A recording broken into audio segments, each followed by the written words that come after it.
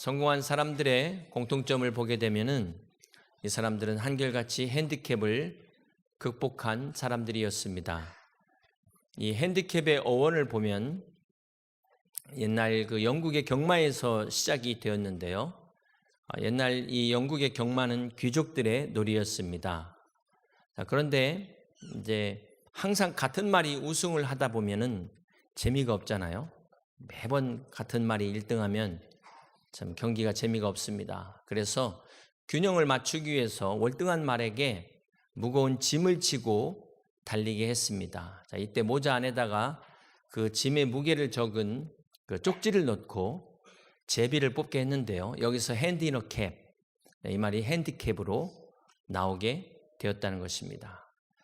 핸디캡이라는 말이 또 골프에서 많이 사용을 하고 있습니다. 그러나 일반적 의미의 핸디캡은 장애나 역경을 뜻하는 그런 부정적인 단어이기도 합니다. 그래서 대부분의 사람들은 핸디캡을 싫어합니다.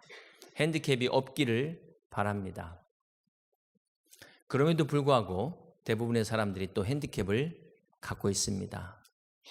여러분의 핸디캡은 무엇입니까? 오늘 이 핸디캡의 어원을 살펴보니까 사실 핸디캡이 있다는 것은 그만큼 그 사람이 월등하다, 실력이 출중한 사람이다 라는 것을 알 수가 있습니다. 여러분이 워낙 탁월하기 때문에 공정한 경기를 하기 위해서 뭔가 잡아주고 시작하는 거예요. 내어주고 시작하는 겁니다. 장기로 말하면 찻대고 폿대고 시작하는 겁니다. 자, 그렇기 때문에 오늘 우리가 이 핸디캡의 의미만 제대로 아셔도 오늘 우리 인생을 대하는 태도가 달라질 것입니다. 핸디캡은 결코 약점이 아닙니다. 이 핸디캡이 내 발목을 잡는 것이 아니라는 것입니다. 오히려 핸디캡 없는 사람이 핸디캡입니다. 그런 의미에서 또한 이 영적으로 볼 때도 하나님께서 교만하지 않도록 더 큰 축복을 주시기 위해서 이 핸디캡을 허락하십니다. 그렇기 때문에 우리는 이 핸디캡을 볼 때마다 어떻게 해야 될까요? 사도 바울처럼 내 능력이 오히려 그리스도 안에서 더 강하여짐이라. 그래서 우리의 능력의 근원이 오직 하나님께 있음을 깨닫고 주님 앞에 더 가까이 나갈 수 있는 그런 복된 핸디캡이 되시기를 주님의 이름으로 축복합니다. 오늘 본문에도 핸디캡을 가진 사람이 등장합니다. 이 사람은 손마른 병자였습니다. 세번역과 현대인의 성경에 보면은 손이 오그라든 사람이었다 이렇게 이야기를 하고 있습니다. 오늘 의학적으로 말한다면 근육이 위축되는 이 루게릭 병이 아니었을까 우리가 그렇게 추정을 합니다. 자, 그런데 사실 이 사람에 대해서 더 이상 성경이 언급을 하고 있지 않습니다. 어떤 사람인지 알 수가 없어요.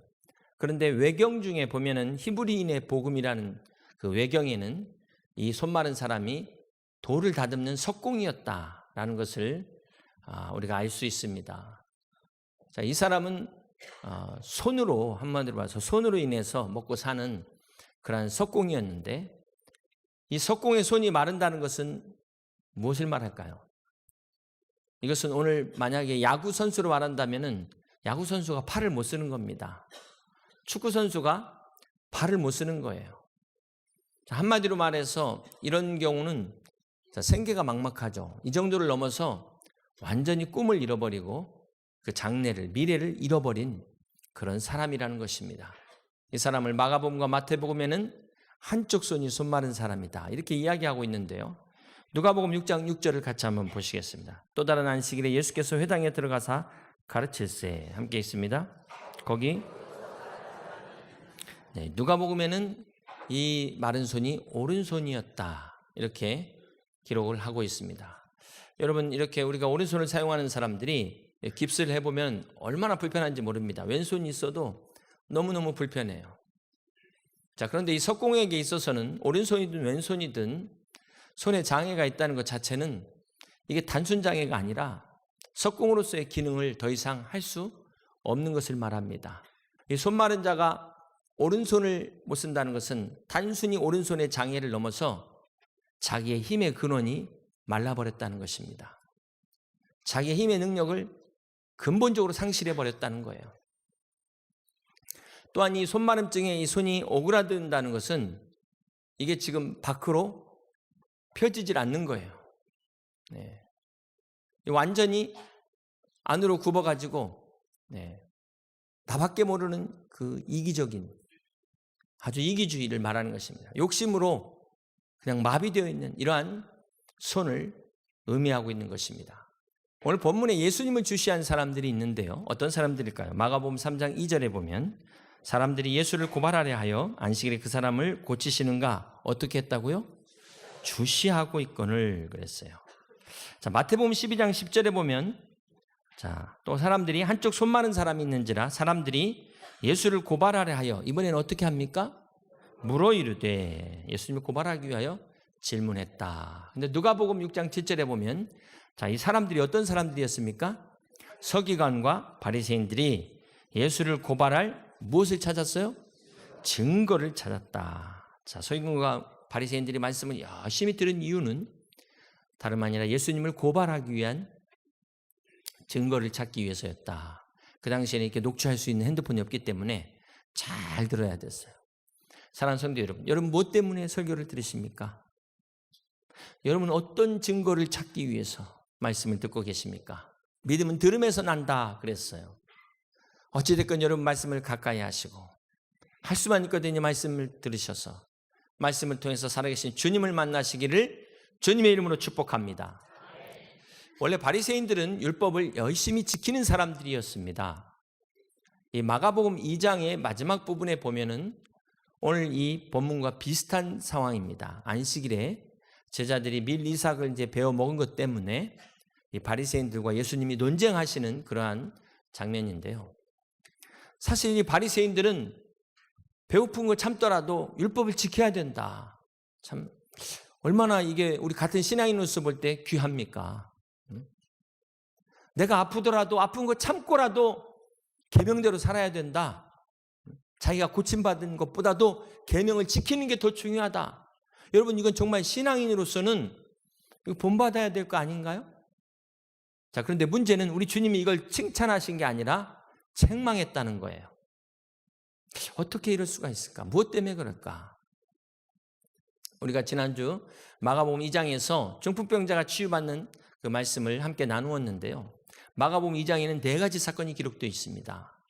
그런데 이제 공관복음에 다 기록되지 않았기 때문에 한 가지만 다루고 넘어갔고요.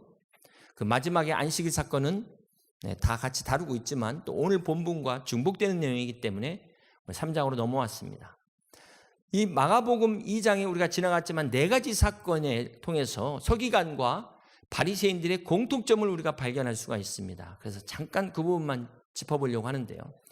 첫 번째 사건에서 중풍병자가 고침받았을 때 서기관들이 뭐라고 이야기합니까? 마가복음 2장 7절을 봅니다. 이 사람이 어찌 이렇게 말하는가? 신성모독이로다. 오직 하나님 한 분 외에는 누가 능히 죄를 사하겠느냐? 자, 이런 반응을 보입니다.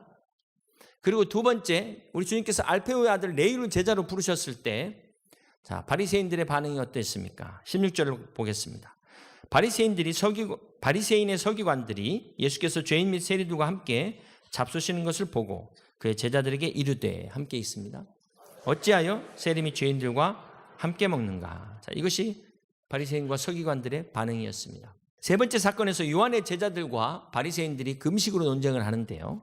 자, 이때 18절에 보면 요한의 제자들과 바리새인들이 금식하고 있는지라 사람들이 예수께 와서 말하되 요한의 제자들과 바리새인의 제자들은 금식하는데 함께 있습니다. 어찌하여 당신의 제자들은 금식하지 아니하나이까? 자, 이렇게 반응을 보입니다. 그리고 마지막 네 번째, 안식일에 제자들이 밀리삭을 잘라서 베어 먹었을 때, 자, 이때 24절 바리새인들의 반응을 보십시오. 바리새인들이 예수께 말하되 보시오, 저들이 함께 있습니다. 어찌하여 안식일에 하지 못할 일을 하나이까? 자, 바리새인과 서기관들의 공통점이 어찌하여 죄인과 세리들과 함께 하는가? 어찌하여 당신의 제자들은 금식하지 않는가? 어찌하여 안식일에 하지 말아야 될 일을 하는가? 어찌하여? 전부 부정적이에요. 여러분 한번 생각해 보세요. 사실 중풍병자가 치유받은 것은 기뻐해야 될 일이지 이게 어찌하여 할 일입니까? 주님이 죄인을 부르시러 온 거면 주님을 죄인을 부르러 왔으면 축하해야 될 일이지 이게 어찌하여 할 일이냐는 거예요. 이때는 금식할 때가 아니라 잔치를 벌여야 될 때인데 반대로 하고 있는 겁니다. 자, 그렇다고 바리새인들이 뭐 이유 없이 무조건 반대한 건 아닙니다. 반대를 위한 반대는 아니에요. 바리새인들의 기준은 바로 율법이었습니다. 그들은 율법을 지키는 것을 통해서 구원을 얻는다 이렇게 믿었기 때문에 바리새인들에게 있어서 율법은 신앙이었습니다. 그들의 믿음이었어요. 자, 그러면 정말 그들이 율법을 제대로 다 지켰을까? 서기관과 바리새인들이 율법을 다 지켰을까요? 오늘 본문에 보면 예수님께서 이제 바리새인들에게 거꾸로 질문을 하십니다. 그 마가복음 3장 4절에 보면 그들에게 이르시되 안식일에 선을 행하는 것과 악을 행하는 것, 생명을 구하는 것과 죽이는 것 어느 것이 옳으냐? 이렇게 질문했어요. 그랬더니 그들이 반응이 잠잠하거늘 그랬습니다. 네. 그래서 마가복음과 누가복음에는 잠잠했는데 마태복음에는 이 내용이 구체적으로 나옵니다. 마태복음 12장 11절을 같이 한번 보시겠습니다. 예수께서 이르시되 너희 중에 어떤 사람이 양 한 마리가 있어 안식일에 구덩이에 빠졌으면 끌어내지 않겠느냐. 여러분, 이 10계명 중에 안식일을 거룩하게 지키라는 계명이 몇 계명이죠? 4계명입니다. 그러면 어떻게 해야 안식일을 구체적으로 지킬까? 그렇죠? 이 세부적인 사항이 필요합니다. 그래서 이 세부 규칙을 미시나라고 해요. 미시나. 그래서 이 안식일을 잘 지키기 위해서 하지 말아야 될 39가지를 규정합니다. 39가지. 그 중에서 물건을 옮기면 안 되는데 무화과 이 열매 하나 이상의 무게가 되는 이걸 옮기면 안식일을 범하는 겁니다. 네, 불을 켜고 끄는 것도 이 안식을 범하는 거고요. 머리 염색도 그렇습니다. 매듭을 짓는 것도 안식일을 범하는 겁니다. 심지어 때리는 것도 노동이에요. 그래서 안식일에는 때려서도 안 됩니다. 자, 그런데 예외 조항이 몇 가지 있어요. 예외 조항이. 예를 들면 글을 쓰는 것도 안식일을 범하는데 한 장의 글자 2자 이상부터 이게 죄가 됩니다. 한 자까지는 괜찮아요. 한 자까지. 그리고 안식일에 다닐 수 있는 거리가 있어요. 2000규빗. 2000규빗까지는 움직일 수 있습니다. 네, 900m까지는, 1km까지는 움직일 수 있는데 이걸 벗어나면 안식일을 범하는 거예요. 그리고 안식일에 이 양이 구덩이에 빠지면 이거 옮기면 안 되잖아요. 그러나 양에 한해서는 건질 수 있다. 이 예외 조항이 미신합니다. 그래서 주님께서 이 얘기하는 거예요. 마태복음 12장 12절에 니들이 양 구하지 않냐? 사람이 양보다 더 귀한데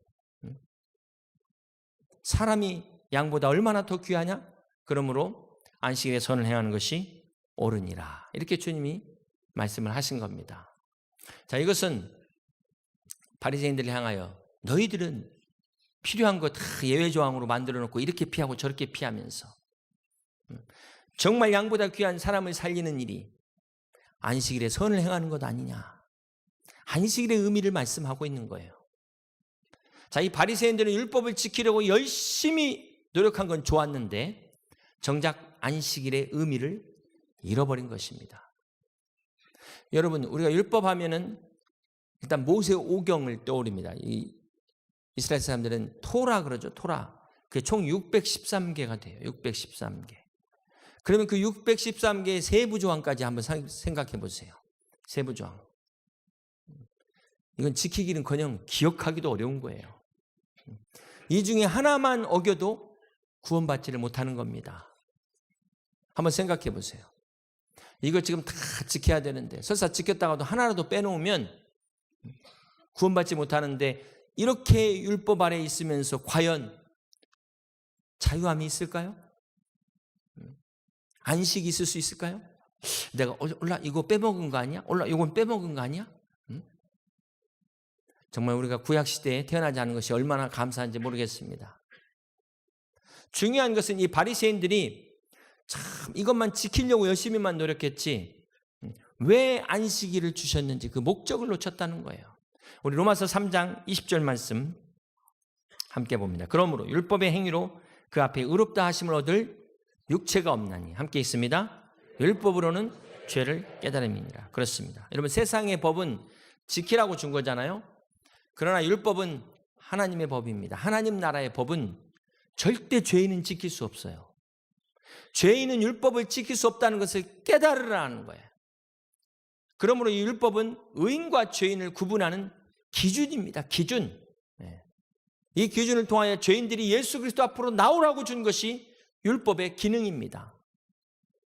이렇게 율법을 통해서 너 자신을 알고 네 죄를 깨달으라고 줬는데 지금 바리새인들은 뭐 한 거예요? 이걸 열심히 지켜가지고 구원받겠다고. 결국 어떤 결과를 가지고 옵니까? 내가 이렇게 열심히 지켰는데 자기 의를 드러낸 겁니다. 이 율법을 통해서 자신의 모습을 보라고 거울처럼 줬는데 이걸 가지고 자신의 모습은 안 보고 자신을 드러내는 도구로 전락시켜버렸어요. 너무 흥분하다 보니까 막 침이 여기까지 튀는데 심내교 목사는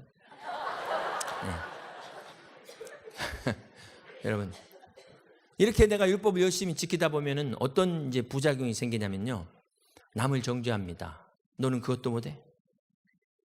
그래서 이제 이게 변질되는 거예요. 이 죄라는 하말티아가 목표에서 빗나가잖아요. 하나님의 의도에서 빗나갑니다. 이게 죄입니다. 이단이 처음에 같이 출발했다 마지막 끝이 달라지는 게 이단 아니겠습니까?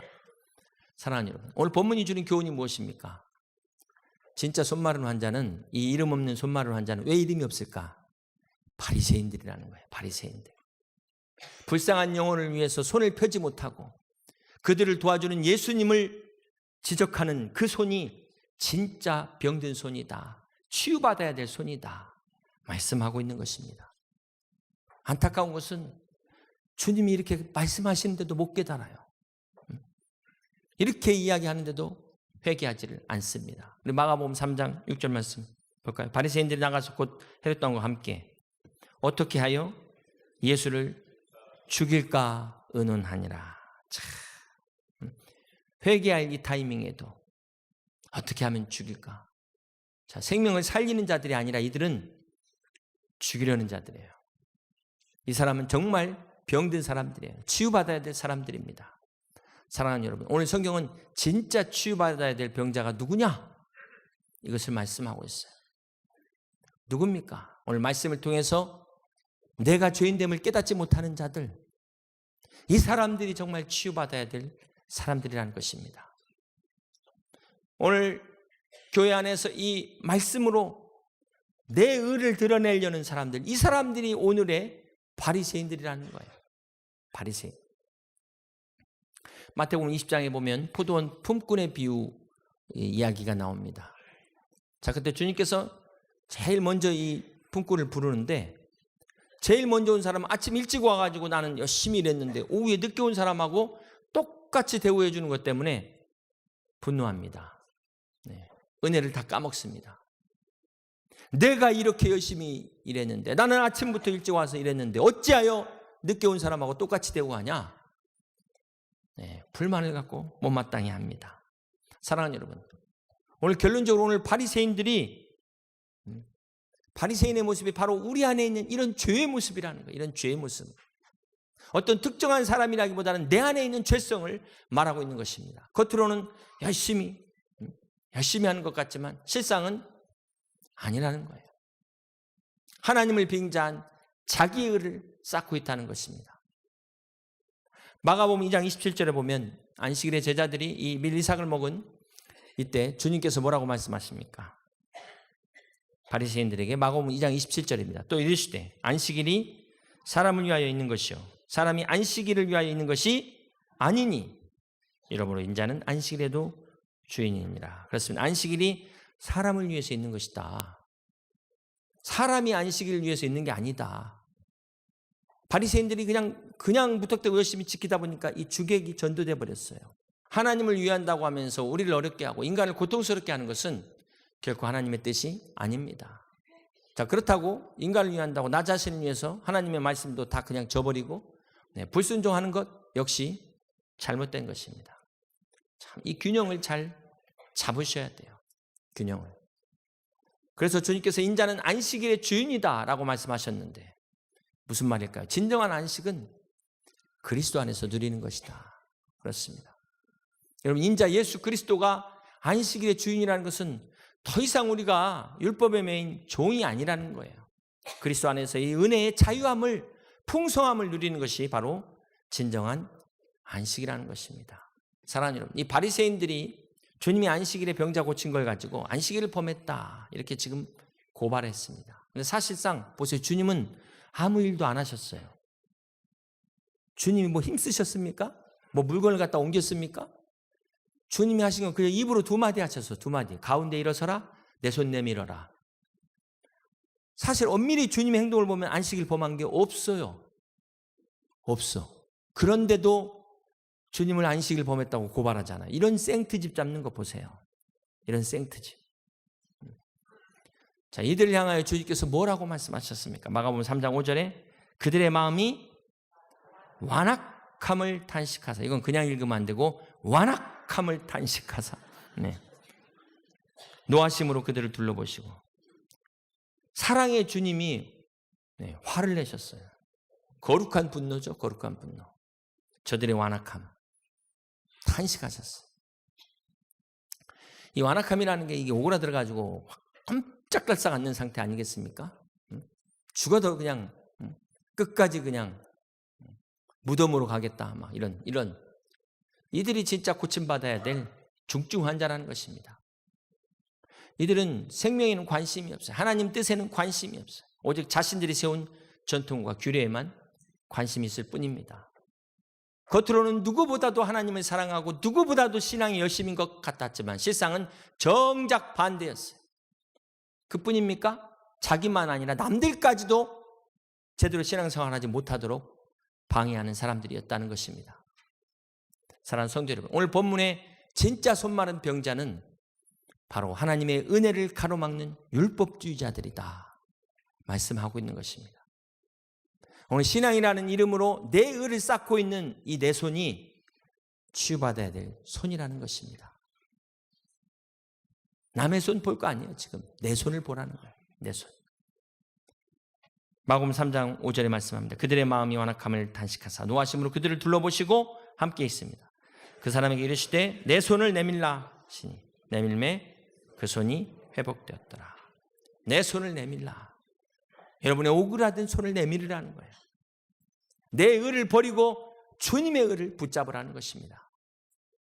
사랑하는 여러분, 태초부터 인간의 손은 제일 먼저 죄 짓는 데 사용됐습니다. 하나님이 만들어주신 이 귀한 아름다운 손 가지고 만지지도 말라는 그 손아까를 따버렸어요. 동생 아벨을 죽이는 살인자의 손이 되어버렸어요. 죄에 오그라들어서 그 손으로 주님을 팔아버렸습니다. 주님을 십자가에 못 박아버렸습니다. 그 병든 손이 바로 오늘 우리의 손이라는 것입니다. 그러나 주님께서 내 병든 이 손을 고치시기 위하여 주님이 친히 십자가에 그 손이 못 박히셨어요. 그렇습니다. 사랑하는 성도 여러분, 주님이 십자가에 달려 이 못 박히신 그 손 때문에 오늘 우리가 구원을 받게 된 것입니다. 그러므로 사랑하는 성도 여러분, 내 손을 내밀라. 여러분의 손을 주님 앞에 내밀으시길 바랍니다.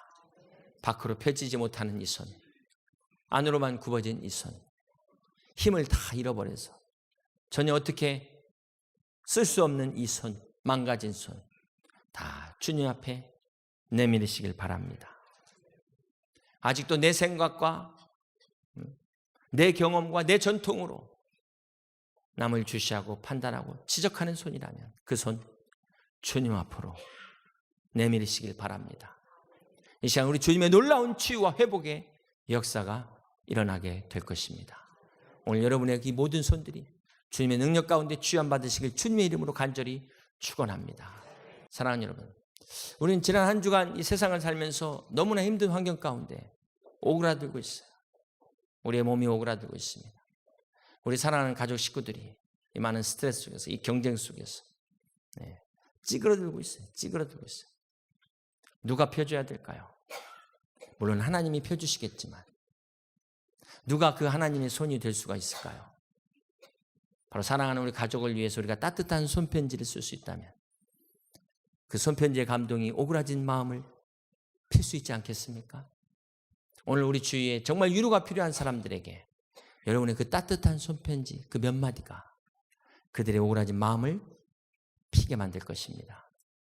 사랑하는 여러분, 오늘 주님의 따뜻한 손편지와 같은 이 말씀이 우리의 심령을 피고 우리의 연약한 몸과 마음을 필 것입니다. 우리가 이 회복된 손을 가지고 더 이상 율법으로 정죄하는 손이 아니라 주님을 위하여 쓰임받는 거룩한 손이 되시기를 주님의 이름으로 축복합니다.